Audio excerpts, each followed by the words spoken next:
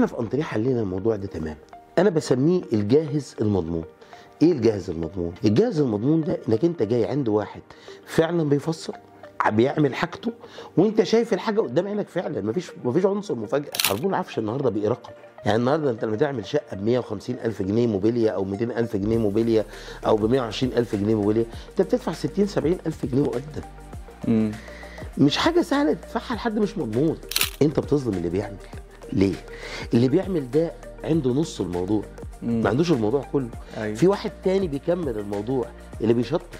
انا ما ببيعش موبيليا، انا ببيع انبساط. انا عاوزك تتبسط بحاجتك، يعني عاوز لما تجي لك حاجتك تبقى فرحان بيها، العروسه تفرح والعريس يفرح. أيوة، هي دي. انا ده بالنسبه لي البيع، هي دي البيعه، ان كله يفرح، ان عميل يتصل بيك يقول لك الله يبارك لك. أيوة. دي البيعه.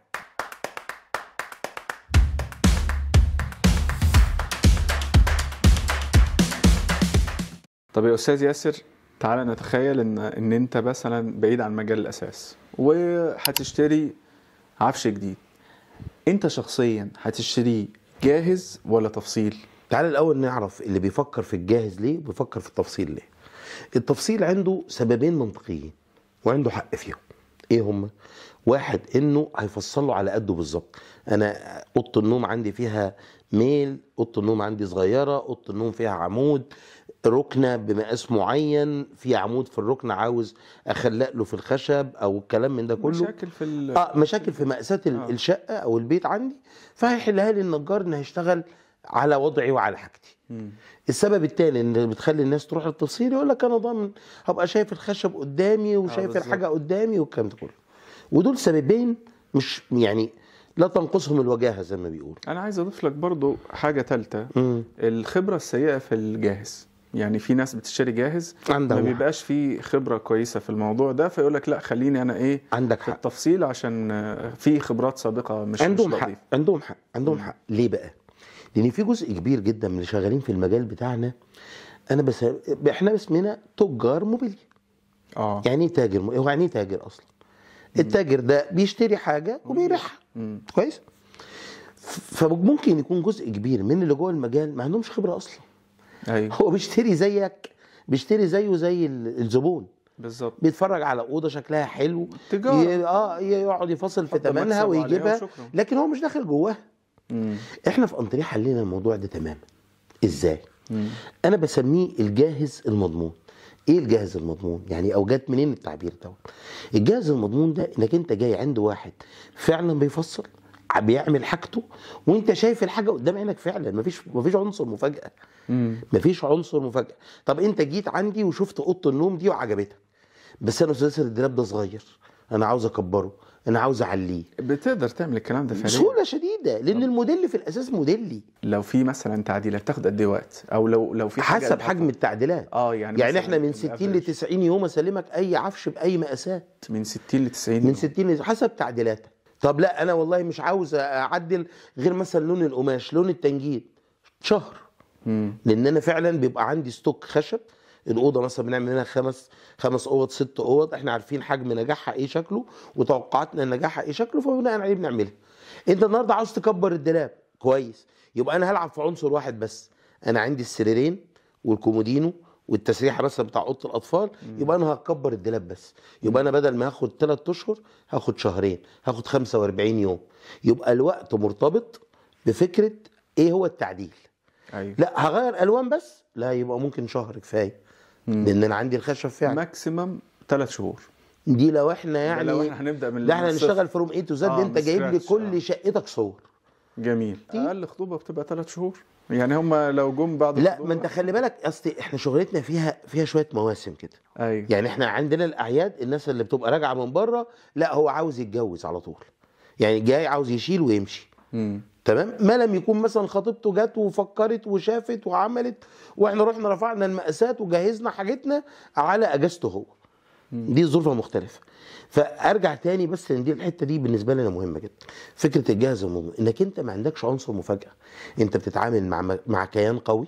معلش، في نقطه الناس مش واخده بالها منها، الناس تدفع على عربون عفش النهارده بقى رقم. ايوه. يعني النهارده انت لما تعمل شقه ب 150,000 جنيه موبيليا او 200,000 جنيه موبيليا او ب 120,000 جنيه موبيليا، انت بتدفع 60 70,000 جنيه مقدم. مش حاجه سهله تدفعها لحد مش مضمون. وصل لك؟ حتى لو كان تصنيع برضه. التصنيع، ما انت التصنيع هو الراجل هيجيب لك فلوس منين؟ انت محتاج تصرف انت على شغلك. ايوه.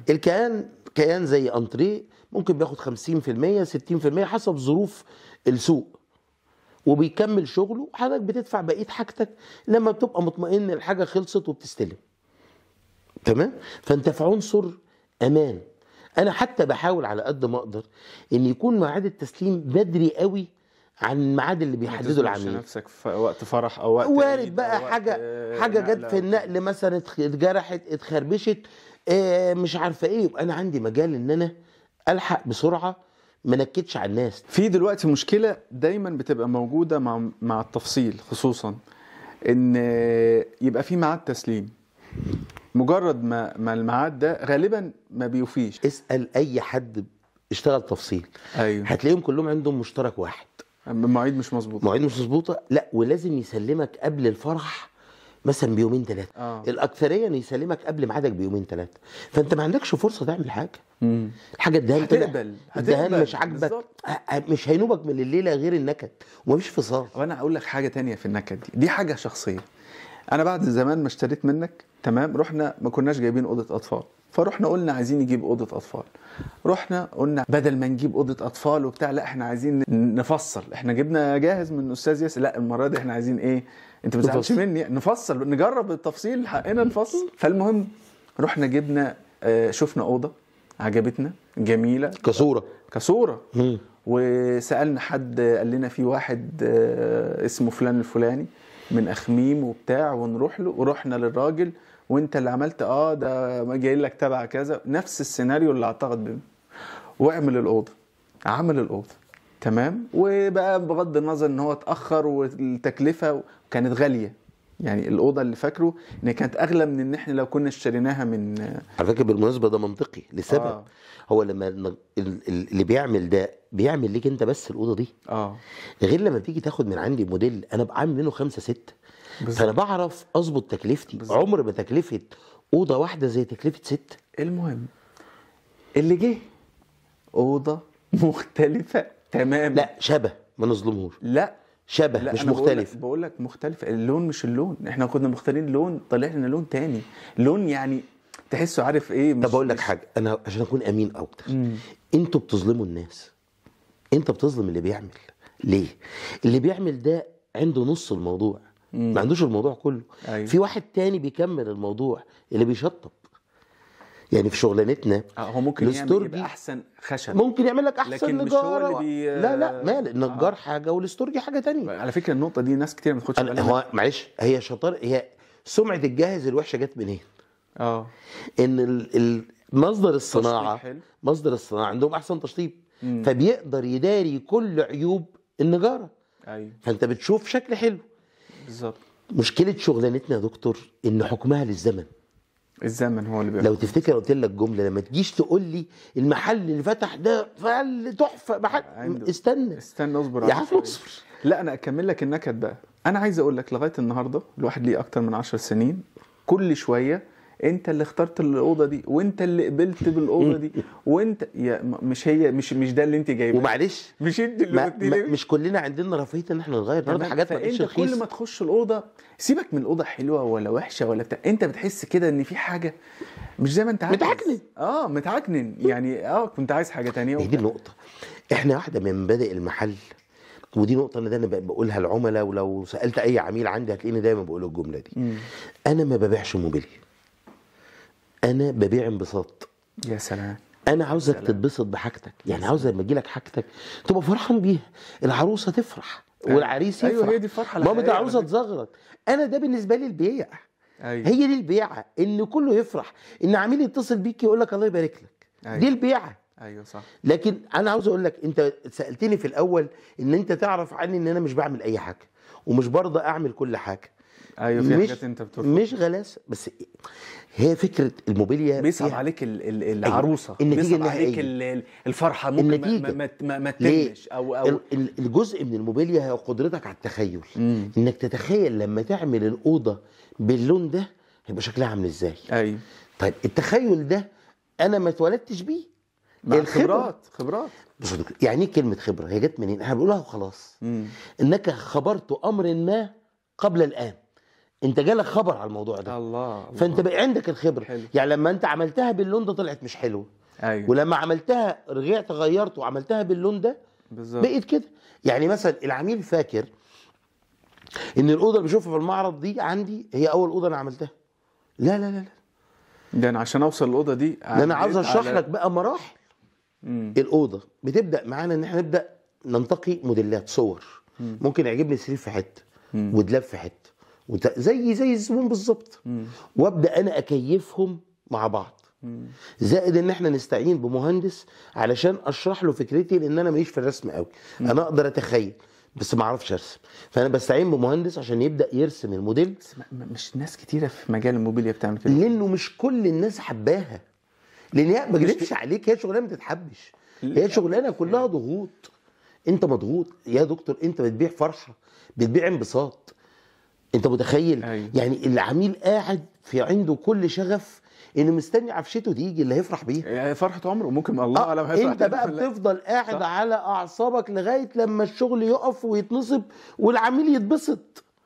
أيوة. انت متخيل؟ انت عامل زي سوري كده الممثلين على المسرح، هو كل مكسبهم ان الجمهور يسقف.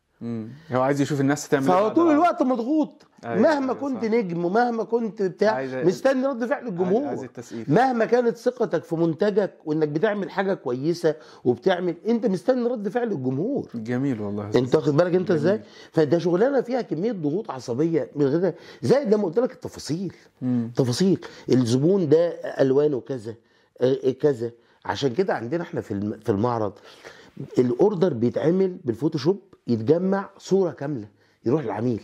ليه؟ احنا مرات عميل بينقي سرير من اوضه ودلاب من اوضه وتسريحه من اوضه وكومودينو من اوضه، ولو يحطهم مع بعض هو نفسه يقول لك لا. لا انا بعمل ايه بقى؟ اكيفهم الاول مع بعض انا بخبرتي، واخليهم يعتبروا واحد، واظبطهم بالفوتوشوب واوري له الصوره النهائيه.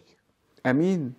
تمام، نبدا على طول. طيب حاجه تانية، عميل متخيل ان احنا لو غيرنا في الدولاب ده مثلا في جزء دريسنج في النص، يقول لي لا مش عاجبني الدريسنج، اعمله لي خشب اوف وايت وهو قشره من بره. اقول له مش هيطلع حلو. طب مش مقتنع، اعمل على الفوتوشوب. تعالي فوتوشوب، اعمل لي الضفه دي فوتوشوب. شوف يا لا دي وحشه قوي. ما كنتش متخيلها كده فعلا. طيب فعلا ده حقيقي. لو انا سمعت كلامه وعاوز اخلص، لان انت الكتب بتقول في التجاره ما تلعبش في دماغ العميل. هو اعمل اللي مريح. يعني ايه ما ريح تلعبش في العميل زي ما دماغ؟ بيقولوا. انت العميل جاي لك بفكره، يا سلام ايه الذوق الجميل ده؟ ده ايه الذوق ده؟ انا هغير الموديل بتاعي عشان يبقى على ذوق حضرتك. مثلا كويس كده؟ بياع بيبيع. هي دي بيقول دي بيسموها ده البيع. فنون البيع. لا انا عندي ليها مسميات تانية. ايوه تمام. لكن انا اقعد مع العميل بالفوتوشوب، اعمل له شكل واثنين وثلاثه، ما عنديش مشكله خالص. مشكلتي ان العميل يوصل لمرحله القناعه. مشكلتي انه يوصل لمرحله، توصل لمرحله القناعه ابدا شغل. انا ابقى مستريح وهو مستريح. يبقى في يعني اتفاق بينك وبينه على ان ده يعني ده, احنا ده الصح. واحده مثلا مقاسات برضو الشغل، ليه بنروح نرفع مقاسات عند العميل؟ حتى لو قال لي شقه واسعه او العميل معاه مهندس في متخصص، ممكن يبقى مشكله صغيره هو مش واخد باله منها. انا عاوز اروح، انا ليا طريقه رص في العفش. ايوه طريقه رص في العفش، انا عاوز ابقى شايف الشقه وانا شغال، انا عاوز ابقى متخيلها. انا ممكن انصحه بحاجه تانية. يعني مرات عميل تلاقيه مثلا يروح يحط الانتريه في اوضه والركنه بره في الريسبشن. طب يا عم انت الركنه دي ليفنج روم، اسمها ليفنج روم، يعني أيوة. اوضه معيشه، وبكره بعد ربنا يدي لك هتعيشوا وهتاكلوا قدام التلفزيون تشربوا. ليه تخليها في الريسبشن؟ ده العكس هو الصحيح. انا اخلي الانتريه هو اللي في الريسبشن ورايق وهادي، والليفنج روم هقفل عليه باوضه. جالك ضيف فجاه كل اللي هتعمله هتقفل الليفنج روم بالظبط، وشقتك زي الفل طول الوقت. انت واخد بالك انت ازاي؟ جميل. دي فكره ممكن ما تبقاش في دماغ العميل، عادي احنا بنقولها له. هي الحل الامثل للمساحات الصغيره، يعني اعتقد يعني مع الظروف الاقتصاديه والناس عايزه تشتري شقه او عايز مثلا يسكن، بيبقى مضطر في بعض الاحيان ان هو يبقى الشقه مساحتها صغيره بس هو عايز يتبسط بيها، وعايز يجيب برضو العفشه اللي نفسه فيها، وساعات ربنا يكرمه بعمود كده في نص الشقه يبوظ الفكره، يعكنن عليه. فقول لي ايه الحلول بتاعتك؟ هو ده دورنا. ليه انا بروح الشقه؟ يعني مثلا واحنا بنلف في المعرض بنتفرج على الحاجات، العميل عاجبه الاوضه دي، تمام. خطيبته تقول لا مش هيكفي، والدي يقول لا اوضتك صغيره، لا مش هتنفع. انا دايما اقول له حبيبي ما تشغلش بالك بالقصه دي، نقي اللي عاجبك وانا مسؤول ان اكيفه لك زي ما انت على عايز. مكانك. خلي بالك المشكله مش بس في الصغير، انت فاهم غلط.